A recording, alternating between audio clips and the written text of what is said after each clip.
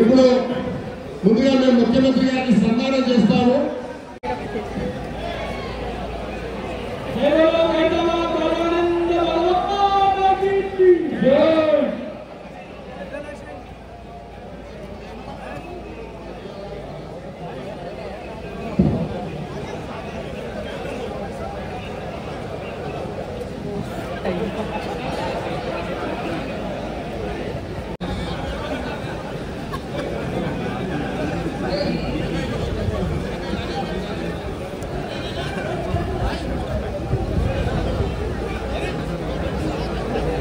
అన్నిటినీ కార్లు ఎక్కిస్తారు.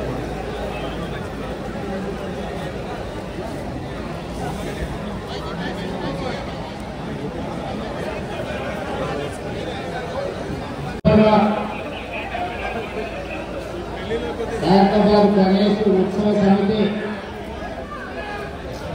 గణేష్ నవరాత్రి ఉత్సవాలను గత 70 సంవత్సరాల నుంచి 1954 నుంచి 2024 వరకు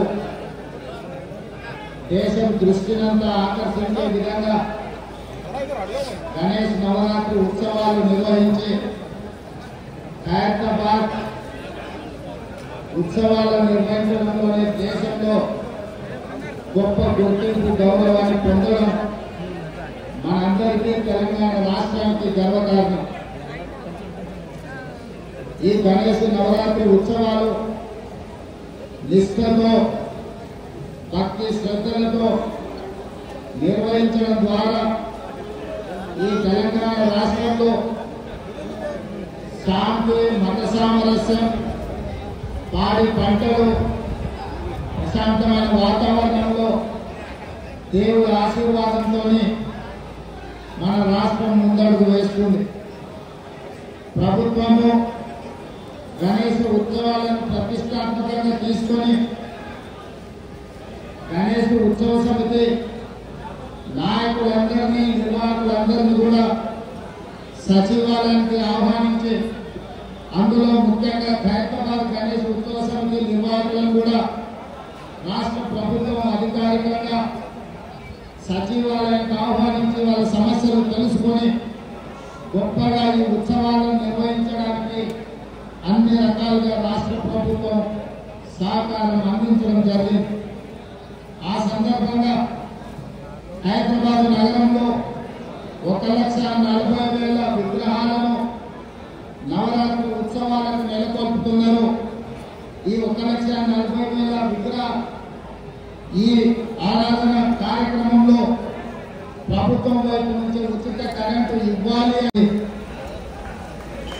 ఈ సంవత్సరం అత్యధిక వర్షాలు రావడమే కాకుండా అకాల వర్షాల వల్ల వరదలు రావడము, వరదలో ప్రజలకు ఇబ్బందులు జరగడము, కానీ దేవుడి దయ వల్ల ఆశీర్వాదం వల్ల ఎక్కువ నష్టం జరగకుండా అతి తక్కువ నష్టంతో ఈరోజు మనందరం కూడా బయటపడ్డాము అని అంటే భక్తులందరూ భక్తి శ్రద్ధలతో ఈ ఉత్సవాలను నిర్వహించడమే అని చెప్పి మనం ఈరోజు స్మరించుకోవాల్సిన అవసరం లేదు.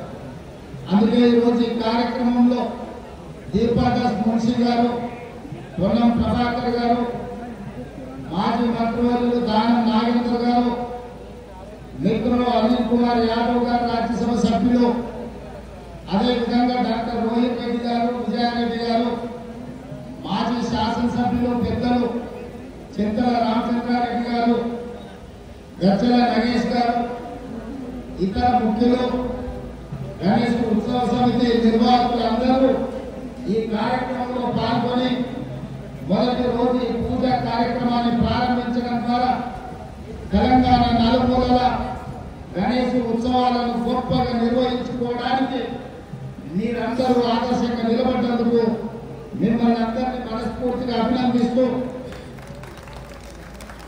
ఈ నిర్వాహకులకు హైదరాబాద్ గణేష్ నిర్వాహకులకు ప్రత్యేకంగా అభినందనలు తెలియజేస్తున్నా.